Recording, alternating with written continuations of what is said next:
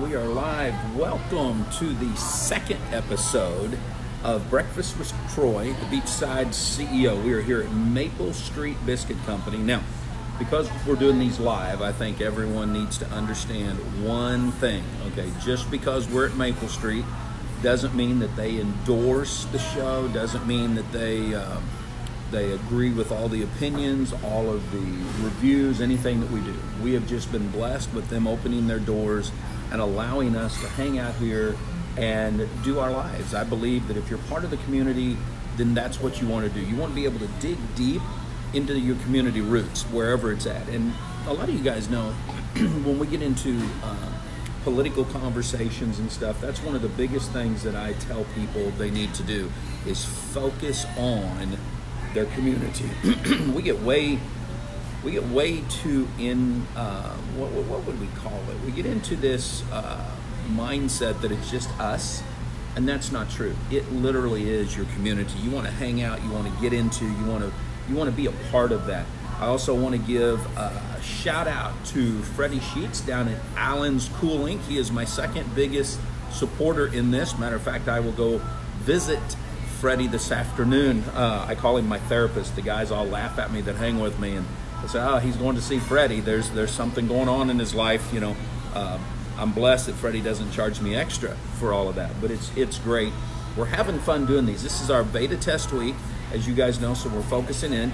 Now, we may have a little bit of a glitch next week, just so you guys know. There's this little bitty storm coming in on the East Coast. We have no clue what it's doing, but they do predict right now that it could go across the peninsula of Florida, turn into the Gulf of Mexico, and then hit the Emerald Coast. If it hits the Panhandle, we'll bug out. We'll be doing these shows on the road, but depending on where we go, we may find a Maple Street and be able to do the show there. Today, I want to focus in on something that I believe is important. And a lot of you guys that we have these private conversations sometimes, both locally and online, we've discussed this, and it's leadership, the word leadership. I think it's overused. I think people, they don't understand it. Matter of fact, I was talking to a really good friend of mine yesterday, and he's with a great company. He's done very well. And he said, "Troy," he goes, "a lot of times people are starting to get promotions. They're starting to earn a lot of money, and they think that's leadership, and their checks get bigger than their leadership quotient." And I agreed with him on that. I believe that is a huge issue that we face as business people, as salespeople, as really anybody. If you're in quote unquote a position of leadership, then there's a lot of times where we're not ready to move up to any of the other levels. And one of my mentors, someone that I have worked under, I have worked with, just a phenomenal leader in his own right, is a man named Tyler Reagan. And Tyler led the Catalyst group, gosh man, almost a decade I think now, that he has been a part of that, dead end, focused, driving it. And first it was just behind the scenes, working just like the rest of us there, helping to put on the event, helping to coordinate things. And then he became the president, the executive director. And this last year, he stepped down from that role because he feels a larger calling, a larger purpose in life, if you will. And he wrote a book, just a phenomenal book. You guys can see it here, The Life-Giving Leader. And as I studied that book, as I started going through what he had taught me personally over these years, as I've watched him focus in on what's important to him, I started to realize this was more than just a book. This truly is a way of life. If you're going to be part of something, if you're going to build an organization, if you're going to lead your family, it really doesn't matter what it is you're trying to accomplish.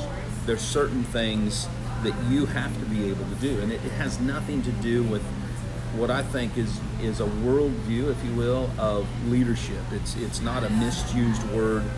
It's something that he's dug deep into, and I want to share a little bit from what I've read in this, because I really think as we push this forward, as we look at the businesses, whether it's a Maple Street, whether it's a business in your local area, whether it's your business on Main Street, these are things that's going to help you personally kind of focus in on where you're going, focus in on what you want in life, and make you realize, am I truly leading? Because I got to tell you, when it comes to leading, I fall short all the time. I mean, I've got positions and roles with our clients that one such position is chief oversight officer in a company where we monitor the processes, we monitor the financial side of things, we look at where they're going and what they're doing.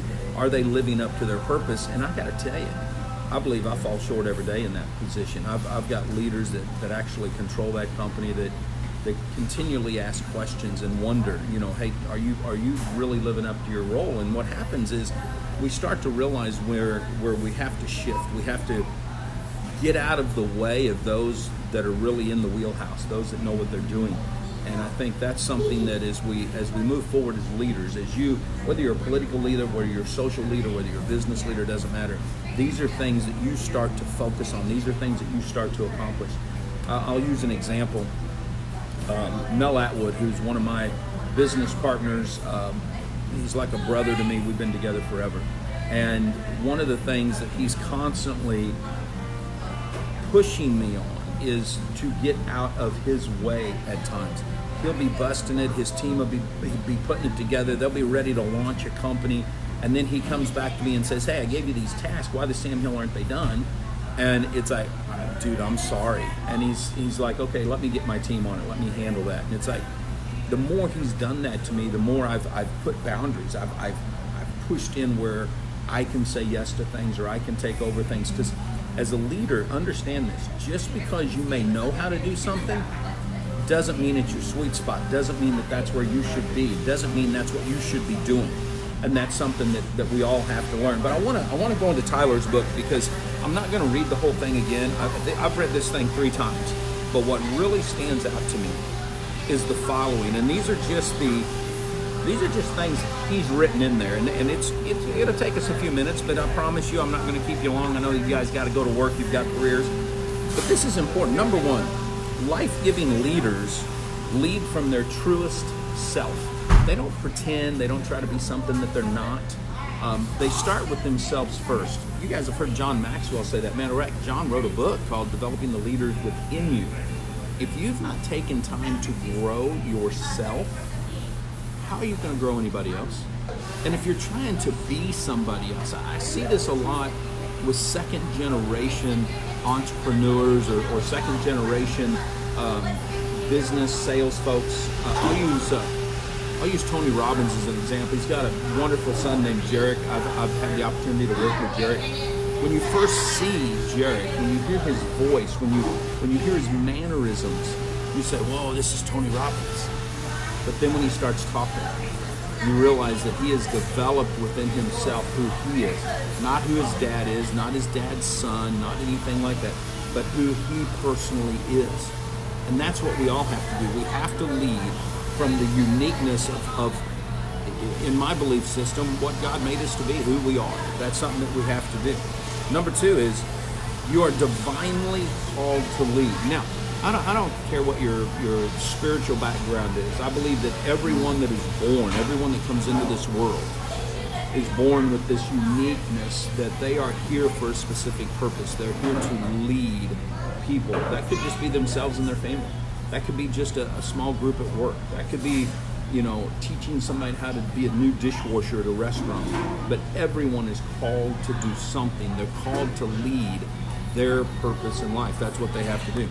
Let's go on, because I don't want to keep you guys. We'll list some of this stuff out here after all the lives are done and when we post this.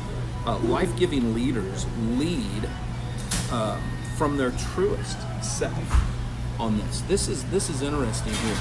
Because when you lead from who you are, when you lead from where you're coming from, then you're going to touch people that need to be touched. If you're in a sales business of any kind, if you're an owner of a business and you're leading a team, if you try to lead from a book, you say, oh, I read that in a book, and this is what I'm doing, this is who I am. I'm just going to follow ABC. This is what you do. You're going to run people off. Matter of fact, I've watched a gentleman try to do that. He took on a new role as the manager of a business, hired some folks, and he went through the processes. They had an SOP, so he just went ABC, what HR had said, Didn't work, you kept running people off. You have to lead from your truest self. Life-giving leaders embrace their uniqueness. See how important this is? We keep going back to who you are. What Tyler taught me over the years is just be yourself. You know, he followed in the shoes of some giant men, including John Maxwell, Andy Stanley, gentlemen who have created massive organizations. They've changed the world. You know, Maxwell's purpose in life was to create, 1 million leaders worldwide. So Tyler, he jumped into some shoes here, but he didn't lead like any of those. He wasn't like Gabe Lyons. He wasn't like Brad Lomenick. He wasn't like Maxwell. He led this crew on his own. He led it from the way he felt like he was supposed to. He led it from his uniqueness. You have to lead based on what your uniqueness is. Matter of fact, I'll look at something for a minute. Women lead differently than men. Most men are drivers. They just want to go, go, go. When you look at internet, when you look at what men talk about from stage a lot of times, you hear them talk about their what they've conquered. Hey, I'm earning this amount of money. Hey, I've got all these new toys. Hey, I've been able to do this. I'm at the top of the mountain. But yet women are nurturers. Women lead, they guide, they push, they want to help everybody up. See, we all have this uniqueness that we lead from, and that's what we want to be able to focus on. If you want to be that leader, we use that word here, if you really want to grow as a leader, then lead. And as a parent, look, I've got, 9 kids and a baker's dozen now. We got 13 grandchildren. Each one of them I've led differently. Each one of my children I get to lead differently. I lead from my uniqueness, but based on what their personality is, and that's what we have to learn. Everyone is unique, and we got to lead from our uniqueness. Look here, life-giving leaders are self-aware. Again, we're going back to who we are personally, what we have to do. You have to be aware of who and what you are. You have to be aware. Now, this is huge, so listen. You have to be aware on if you are actually walking your talk. Okay, you can't be, one day on the campaign trail and the next day you're elected, so you change everything. Okay, you have to walk that walk. When you screw up, when you have a misstep, when you fail, okay, and we're all going to fail at something, okay, it's a growth period. Then look at that, lead from that, be aware that you're doing that. If you make a promise to somebody and you fall short, let them know that. If you have disrespected somebody and you come back later, man, why did I do that? Ask for forgiveness. I know these are, oh gosh, Troy, you're getting all beta male on us. No, I'm being dead serious here. Some of my best drill instructors were guys that would dog us bad. And then they came back to us and said, hey, you know what? You guys were right. We made a mistake. We should do this. That's what leadership is all about. So you have to be able to do that. Be self-aware of what you're doing. Life-giving leaders are self-accepting. Here's something that is just amazing to me is how many people who call themselves leaders and they really don't want to develop leaders. What they want to do is develop a lot of followers. Some people call that a cult, okay? You have to make sure that you're taking some of that criticism. And there's a difference between criticism and negativism. If you don't know that, look it up, study it. Okay, we all need to listen to those who are closest to us so that we fully understand what's going on. You have to do this. Life-giving leaders are self-confident. Okay, you don't want your confidence coming from the watch you're wearing, from the car you're driving, from the girl or girls on your arms. I see this all the time, especially with millennials. Okay, this isn't what it's about. Self-confidence is knowing, hey, I'm leading the way I'm supposed to lead. I'm focused exactly where I'm supposed to be focused, and people are going to come around me. Doug Fireball, dear friend of mine, another business partner of mine, taught me something over the last, probably 5 years as he's personally started mentoring me. And that is that when you're confident in where you're going and what you're doing, when you're confident in where you believe your divine purpose is in life, what you're supposed to be accomplishing, then it doesn't matter the hiccups that come along the way. It doesn't matter what else is happening to you. You're going to continue to lead the way you're supposed to lead. That's something that is so important. You have to have that self-confidence. And if you don't, listen to me. Every man and woman that I run with, it's in my mastermind group, that's an influencer, that's a multiplier in the areas that we work with. I won't say this, the majority of my clients have all gone to outside counseling. They've gotten mentorship, coaching. If they've had some self-doubt, if they've had some limiting beliefs that hold them back, they go get that help. I know for me, this was about going on 10 years ago, I think now. I contacted Tom Houp, Tom now lives in Australia, but he became my personal mentor. And he walked me through some limiting beliefs that I had, some issues that I had that were holding me back, that caused me to self-sabotage the success that I wanted. And a lot of it stemmed from personal upbringing, that we look at our circumstances sometimes and we let that become part of our DNA. He taught me how to break out of that. We all need that. You have to get that. And for you to have that self-confidence, for you guys to be able to move forward, that's the only way to do it. So don't try to do this on your own, okay? There is no Lone Ranger out there, okay? In fact, even the Lone Ranger had Tano. So you've got to go out there and make this thing happen. Life-giving leaders are humble. And when I mean humble, I mean you walk in a humility of, you never forget where you came from. Okay, you know what you're doing. Matter of fact, one of the things that we learned in the Marine Corps was that, once you know how to be a Marine, once you've been taught the leadership, the tactics and the skills to go out there and be the first on the beach to wipe out anyone that's in front of you. You're also taught that when you go home, that you stay humble on that you don't go around with a puffed up cockiness. Okay, one of the things that you learn when you're coming out of med school is that, hey, just because you have the talent, just because you have the skills, doesn't mean you have to be an ego. When we look at some of the movies, let's take Marvel as an example. I think everybody's heard about the end games and all that stuff, and you see the Marvel heroes. The storyline in every one of these is how men and women, mostly the men, but they all get these big egos. Hey, look at me, look what I can do. And then they have to remember where they came from. They have to remember their uniqueness. They go back to a humility. We see that as a storyline in most every epic adventure that's out there. And I think the reason we do is because it's a weakness. It's something that it's hard for us to stay humble. When you have that success, if we look at athletes, we see the athletes that truly succeed are the ones that understand that they've been blessed with a skill and a talent, but they don't go out there and get cocky and egotistical. Those that do usually fall, and that's what we're trying to accomplish, is to make leaders not end up being a has-been leader. So think that one through. Life-giving leaders are healthy. This is huge to me. Okay, we've been on this quest all year long, dropping the weight, adding on the muscle tone. I believe everyone, if you're going to lead a team, if you're going to be a pastor, if you're going to be a politician, if you're going to own a business, then you've got to focus on your health. What good are you if you croak, if you die? If you're a dad and you're trying to lead your family, what good is it if you can't work and all of a sudden you're incapacitated?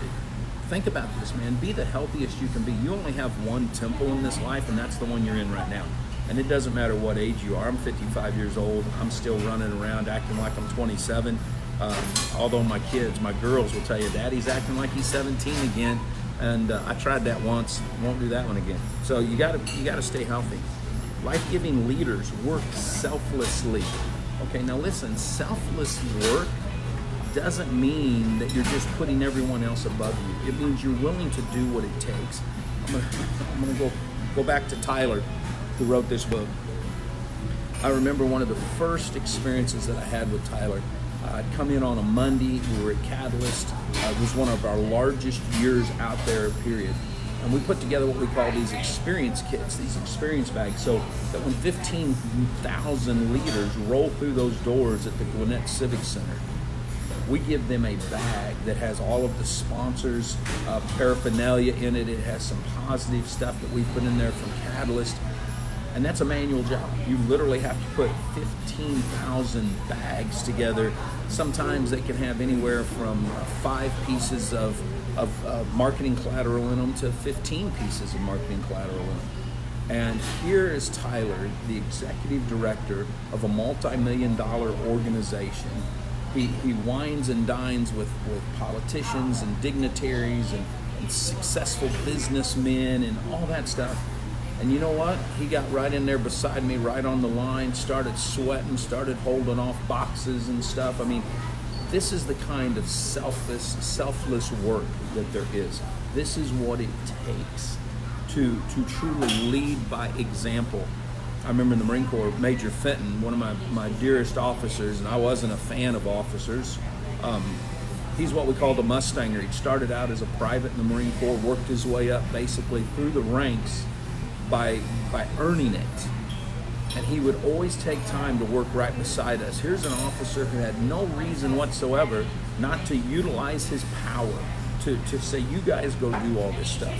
And instead of doing that, he'd get right in there with us. He'd bust his butt,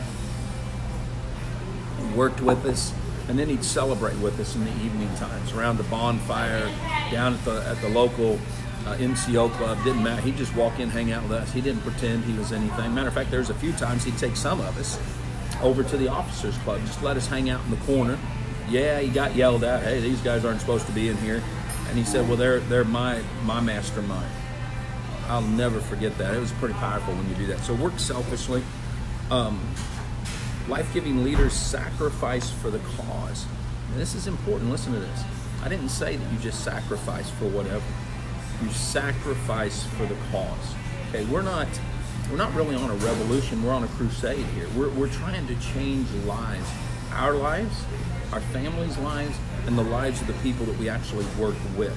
So you have to think this one through for a minute. When you're sacrificing, you don't want to sacrifice what's most important to you. Brian Underwood, who's the founder and CEO of Prove It, likes to say a lot of times that your priorities will never be in balance. Everything lines up. And when you study what he's talking about and you look at his personal life, then you start to realize, okay, these guys are talking about there's a time and a place for everything. In Brian's case, I'm going to use him as an example. He'll put on an event where there'll be 3,000-4,000 people show up, and here comes one of his little guys running through the crowd, running up on stage, giving Dad a hug. Yesterday, he called me for a few minutes, wanted to chat. He said, hey, man, I got to go. I'm going to go ride bikes with the kids. That was after busting his butt all day for them. So you have to sacrifice for the cause. A couple weeks ago, he jumped on the jet, flew down to Mexico, spur of the moment on the weekend to help out some leaders. Again, sacrifice for the cause. Don't just sacrifice so people say, ooh, look at him. Don't sacrifice because you don't know how to set boundaries in your life and you just want to have everybody suck the juice out of you. Okay, don't roll down that road at all. It doesn't work. It's just going to kill you. Learn the difference. I challenge you guys to pick up this book and read it because it's a phenomenal book. You can also go to lifegiving.co. That's Tyler's new company, lifegiving.co. You can learn more. He literally coaches organizations and individuals. He's phenomenal. No, he is not a client. He's just a great mentor of mine. This one might freak some of you out, but I think it's very, very important. Life-giving leaders surrender to God's will. Now, I know some of you guys may not pick this one up. You may pitch this one out the door and say, yeah, that doesn't really affect me at all. In my belief system, the way I believe everything that I do needs to be focused on that higher power, that hey, what am I supposed to do, God? What'd you put me on this earth for? You know, am I leading my family right? Am I leading people right? Have I caused somebody to speak ill of me, to see something different? I went through a big struggle. Some of you guys have hung with me for years know this. When one of my clients, Zig Rewards, was hit as one of the world's largest Ponzi's based on the amount of members. They had over 1 million people in that. That was devastating to me. Matter of fact, I was at the Catalyst conference when the Securities and Exchange Commission went public that I had settled with them for an infraction. Man, that was tough because I'm thinking, gosh, you know, I embarrassed my God, I embarrassed my family, I embarrassed all the people that worked with me. I had to work through that, but through that situation, I also learned how to be a better leader. I learned how to be humble, if you will. So I think that whether or not you have some kind of spiritual walk or not, you do need to dig in and say, hey, am I doing this right? Am I following the purpose in my life? Am I following my values and principles? Even if you're an agnostic, an atheist, a Buddhist, I don't care what you are, you have to have some type of guiding force in your life. Every successful businessman, every successful athlete, everyone has something. So I challenge you to really focus on that one, and I'm not going to belittle that one anymore. It's my life, the way I go, so you got to deal with it. Let's go on. We're about done here. Life-giving leaders build teams that flourish. Now, this is a big one. I know a lot of you guys that hang out with us are in some type of a sales organization, be that direct sales, be it insurance, real estate. If you're building an organization and it's not flourishing, okay, you can't blame your company. First and foremost, people don't join companies, they join people, they join you. So you need to look at what type of leadership am I providing them. You may not be a leader. You may have just gotten involved in a company and went out and somebody else said, hey, I want to get involved with you. Great. But you've got to look at, hey, why is this happening? If you've been a leader for a few years, maybe you're with a company and man, you're doing really, really good, but all of a sudden you realize that people are leaving. You start raising up leaders and then they leave. You need to look at what type of leadership are you providing. Now, with that being said, let me say something here. You want to raise up leaders who are going to leave the nest. They're going to go do something else. That's huge, because if all you have is a bunch of followers, then they're going to get tired, they're going to quit, they're going to find somebody else new to follow. If you're building leaders, you guys can always collaborate, you can always move forward. Okay, that's important. I'm going to go back to my faith for a minute. When I read the story of Jesus Christ walking around on the earth and picking 12 guys, a lot of times that's where the story ends. Nobody talks about the bigger picture. But those 12, he went out and found 70 more, and then he found 100 and some odd more, and then it just multiplied from there.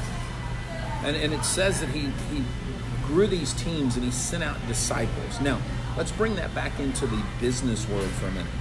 When you're raising up successful, flourishing organizations, then what you're doing is you're going to see your customer base grow.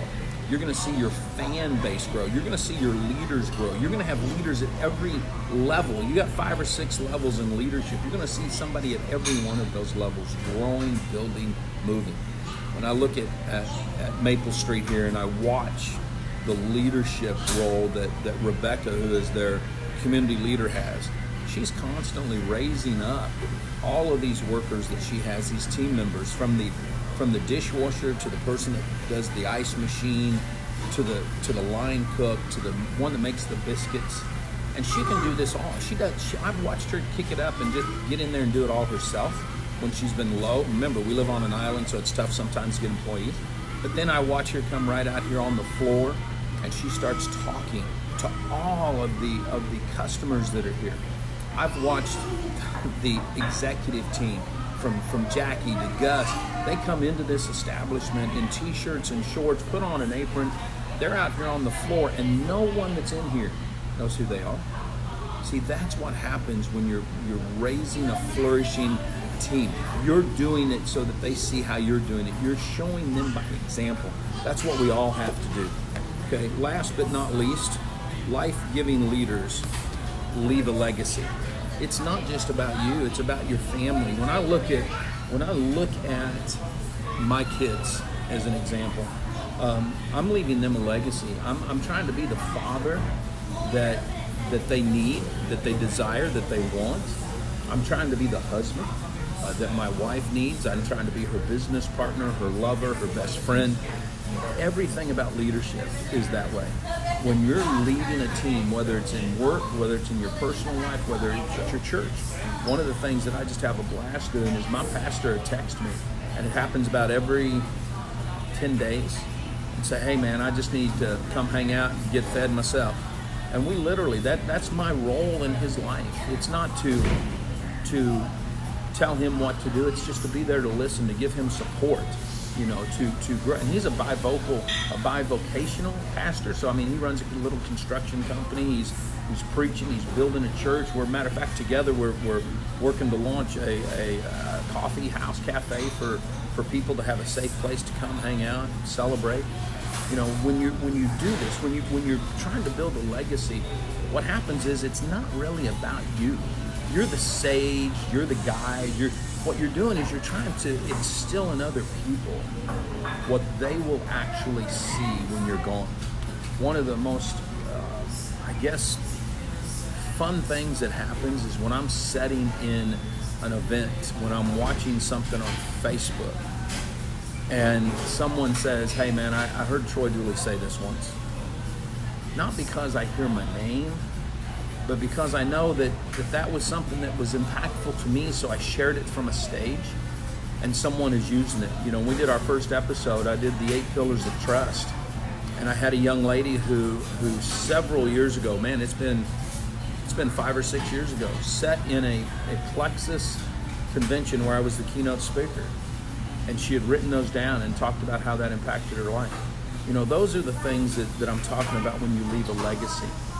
Is that you're leaving people with the values and principles to help them carry on and build their family. And in my life, and we'll share this someday, with all of my kids, they've all walked different paths, all walked different roads. Not all of them have been easy, but all along the way, I see a piece of their mom, I see a piece of me that's in them. I hear them say things. Our little girls now, I see that. When I look at Lena and her gymnastics, Tempest and her art, it's amazing. When I see Ashton just running around trying to make sure everything in the house is perfect because that's one of her gifts, you start to realize, man, she got that from her mom. It's got to be just in the right spot. So leadership is about giving back. This book, The Life-Giving Leader, okay, I suggest you all pick up a copy of it. You can get it on Amazon. You can get it anywhere. You can go check out Tyler's website, lifegiving.co. Life-Giving Company is basically what it is. Phenomenal leader. He knows how to help you build your organizations. He's a great speaker, but he's one of my dearest friends. He's somebody that without a doubt is leaving a legacy in my life. So, hey guys, stay humble, stay strong, and you've been listening to the voice of Main Street America.